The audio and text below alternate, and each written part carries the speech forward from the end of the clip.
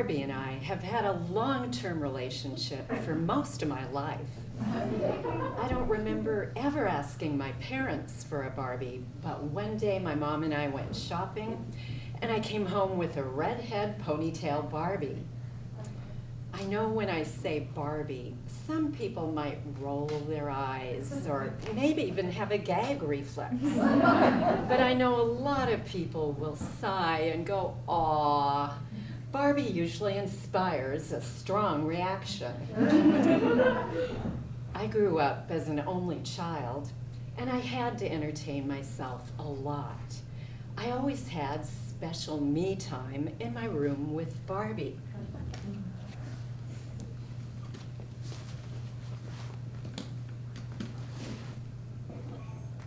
Was Barbie going to wear the nightclub singer's glittery black gown?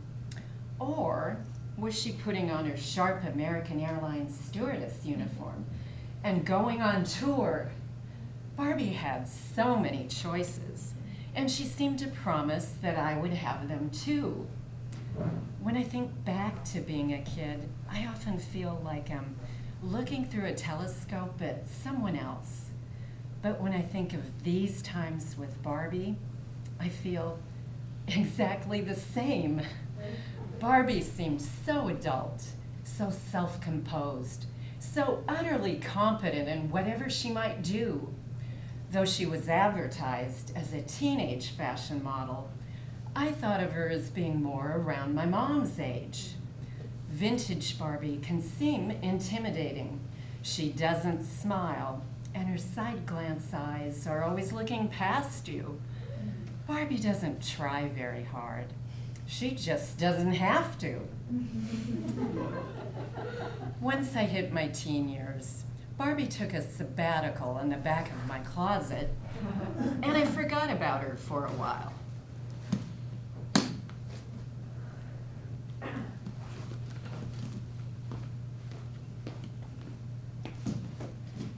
Then I would see the occasional old doll at a garage sale or flea market, and I would wonder, what happened to my old Barbie?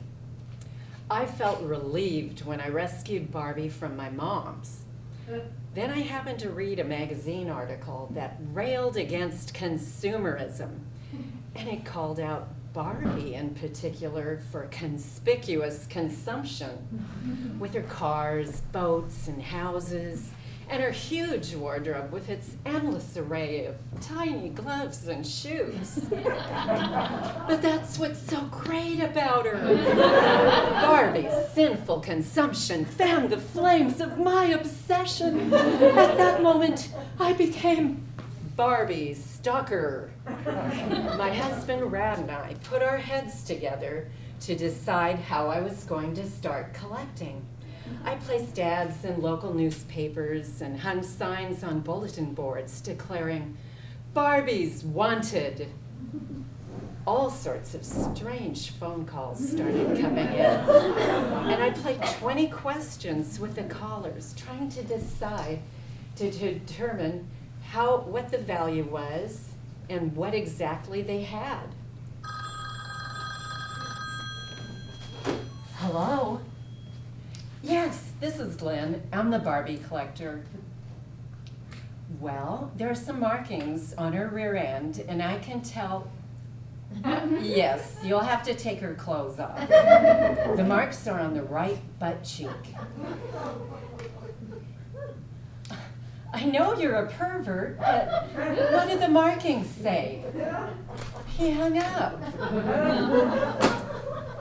When people called about selling dolls, I often had to rush out immediately to make an offer as I was competing against other local collectors. One midweek evening, we drove 2.5 hours to buy a #1 Barbie, even though we both worked early the next day. My post office job was pretty routine and didn't feel meaningful, but I always enjoyed meeting people with dolls for sale. It was usually interesting and different, and sometimes surprising. I met a young guy who inherited his dad's huge Barbie collection. And it turned out his mom was an activist who picketed at women's clinics. Both of us realized what a unique childhood he had had. One young couple came to our house to sell her mom's Barbie. This couple had a bizarre sideline. They were training a capuchin monkey to be a service animal for paraplegics. They said they would come back later, and they would bring their monkey Ashley with them when they returned. This concerned me a little, but I relaxed when I saw Ashley, as she was a ladylike monkey wearing a frilly red dress. When Ashley saw Big Mac, our parrot, she went ape, but they had her on a short leash. Service monkeys did not catch on. Money was not the most important thing to women who sold me their dolls. Many women told me they were glad Barbie was going to a good home since I repaired and displayed my dolls. By now, I had joined a Barbie collectors club. Our club held a mini convention at which many of us modeled human-sized versions of Barbie outfits. I wore Guêpe Jeune, one of Barbie's early rare fashions. My friend Judy wore Barbie's Cinderella gown, and her accommodating husband wore Ken's Prince outfit. I didn't remember playing dress-up as a kid, but the adult version was tons of fun. All this time, Barbie and her accessories were filling my display cases and basement. I decided to send out a mailing list of duplicate items for sale to other collectors. David from New York bought several things from me, and he told me of a published story he had written about his childhood. Shh, no one's awake yet. My sister doesn't know. Whoa. If my dad catches me, he won't talk to me all weekend. I didn't think my mom would care, but last time she said, David, please, don't play with the dolls. Someday, I'll do this whenever I want. I even got requests for my mailing list from other countries. Dear Barbie Hotline, thank you for sending me your list of Barbies. I would like very much to make a business with you. Your friend, Antonio. Antonio continued to buy from me. He would fax his orders to me, and my husband would answer the phone before turning our fax machine on. A second letter arrived. Dear Barbie Adeline, sometimes you form a picture in your imagination, and if people are as they do, then you must be very handsome indeed. I was glad Antonio was happy with the things he bought for me, but I think he thought my husband was the seller since Rad usually answered the phone. I picked up the phone next time he called, and I think he had a bit of a letdown.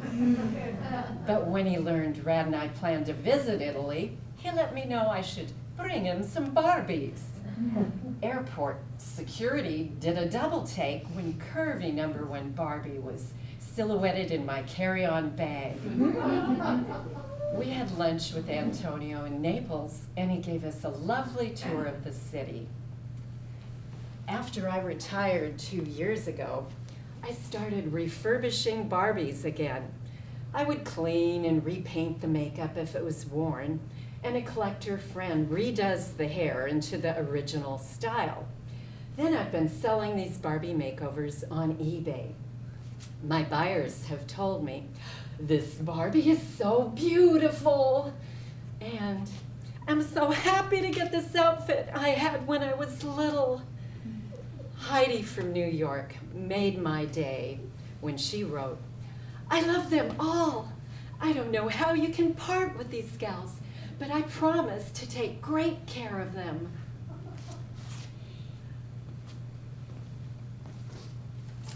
How do you have such power over people. You inspire us to track down every last detail of your world. I like that you don't tell us all your secrets. Your world seems perfect, and yet it all fits on my shelf to admire.